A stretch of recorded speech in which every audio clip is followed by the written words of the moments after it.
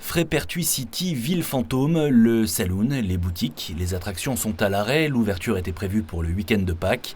Pour mémoire, l'année passée, le site touristique le plus fréquenté du département ressemblait plutôt à ça.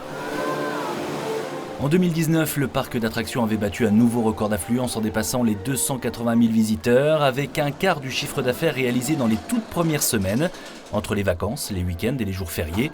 Aujourd'hui, confinement oblige, le site est évidemment fermé au public et la direction s'inquiète. Il faut dire que chaque année, plusieurs centaines de milliers, voire plusieurs millions d'euros sont investis dans de nouvelles attractions ou la rénovation des plus anciennes.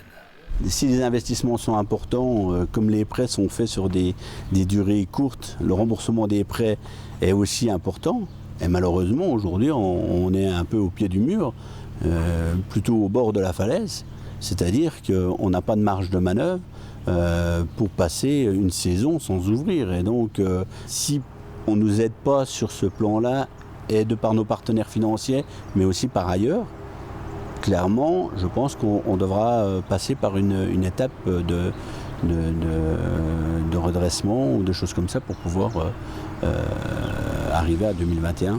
Pour le moment, on n'en est évidemment pas au redressement judiciaire, mais la marge de manœuvre est très étroite, surtout que 900 000 euros ont encore été investis cette année dans de nouvelles attractions. Et les 600 000 euros de publicité et communication pour l'ouverture avortée du mois d'avril sont évidemment perdus. Habituellement, 480 saisonniers travaillent également ici au plus fort de l'activité et une trentaine pour préparer le parc en amont. C'est plutôt les gens de temps plein qui font un petit peu ce travail-là, de peinture, de karcher, de choses comme ça, parce que quand les feux seront ouverts et les conditions sanitaires adéquates seront réunies pour ouvrir, il ne faudra pas perdre de temps et être prêt.